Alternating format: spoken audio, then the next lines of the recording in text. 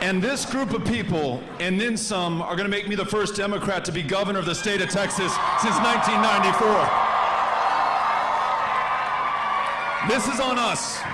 This is on all of us.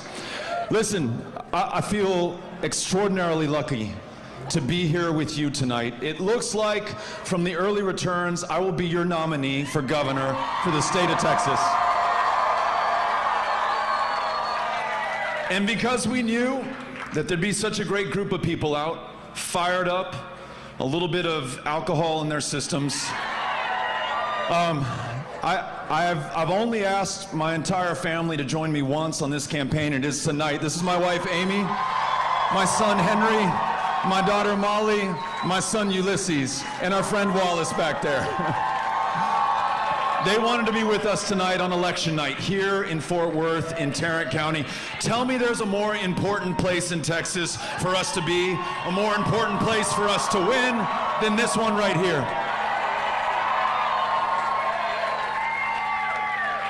And we have traveled the breadth and the length of this state, starting out in the westernmost county, in the Mountain Time Zone, in the Chihuahua Desert, connected to Ciudad Juarez, our sister city, El Paso, Texas.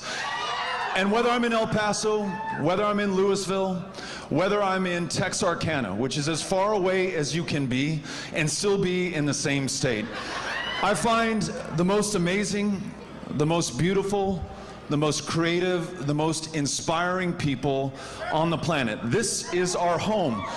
And the beauty in this state and our values, we work hard and we do good work and we're good to one another. That's not reflected in those who hold power and positions of public trust in this state right now. The things that we want are not just good for Democrats. They're not just good for Republicans or independents either. They are good for all of us. We want to make sure that the best jobs in the United States of America are created right here in the state of Texas. Right? Argue that one. We want to make sure that we get behind our world-class public school educators so that we have world-class public schools in the state of Texas. We all want that.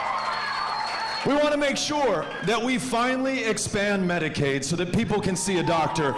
No one dies of diabetes or curable cancer or the flu. And don't you think it's time that we legalize marijuana in the state of Texas? I do too. We can get that done. But in order to make that happen, we've got to get past the incompetence, the corruption, and the cruelty of Greg Abbott. Are you with me on this? I mean, this guy cannot even keep the lights on in the energy capital of the world. This guy has presided over a child protective services system and the foster children within it who are sleeping on desks in the hallways right now because we don't have the resources or the attention or the accountability that they deserve. This guy may say he's pro-life. I think he's just pro-birth. We are going to be pro-kids no matter where they are or who they are in this state.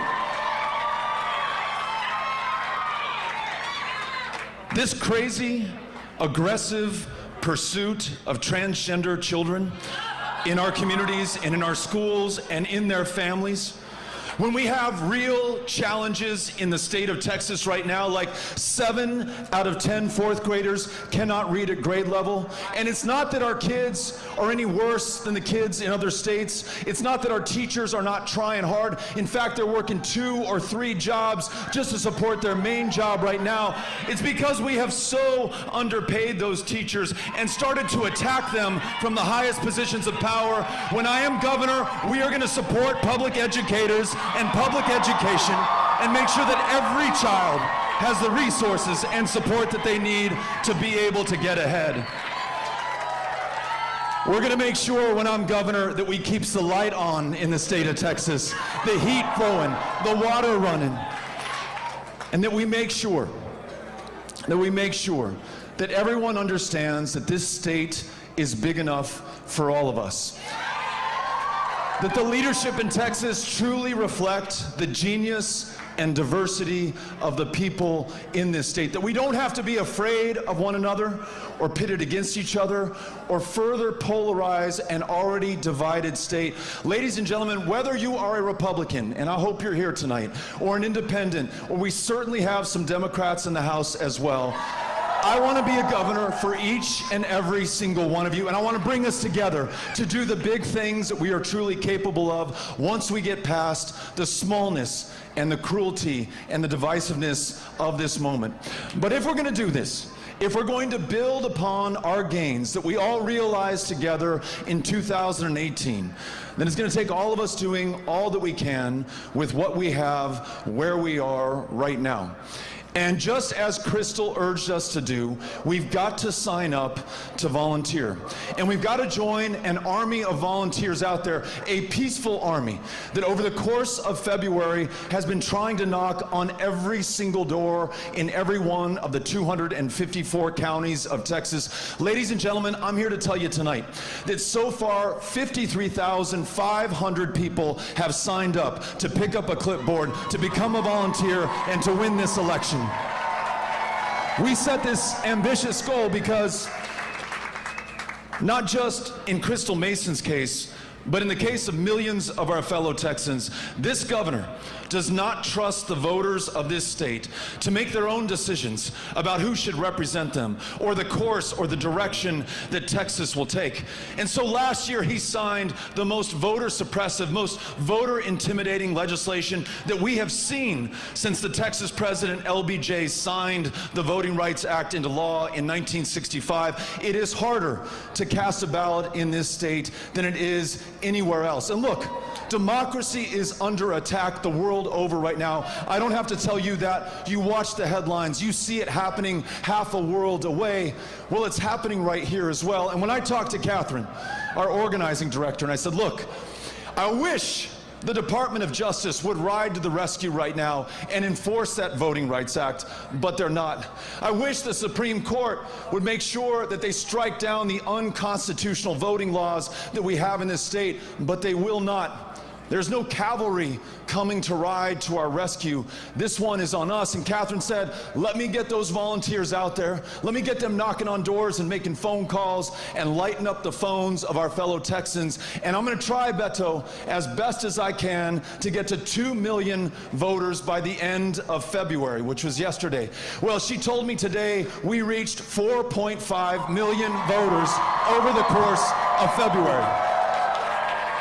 Un milagro. Absolutely amazing. A miracle.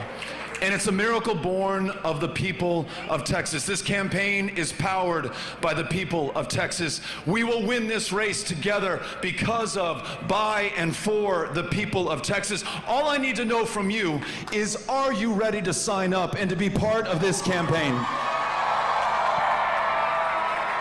Because if you will do this, I promise you, we will win this. The people of Texas are sick of what we have and they want to change. They cannot believe that the governor of this state will not trust women to make their own decisions for themselves, that he set a $10,000 bounty on the back of anyone who assists any woman in making her own health care decisions. Well, you don't have to be a Democrat to know that that is wrong, but it's going to take all of us working together to elect me so that you have a governor who trusts every woman to make her own decisions about her own body and her own future and her own health care each and every single time. We're going to do this. I really feel this. Sí se puede.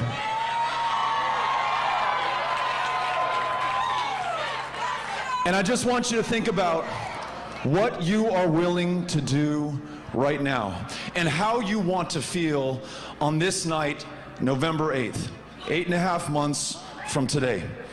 Now, I hope, and I have to check with Amy and the kids, but I hope we're back in Tarrant County on election night.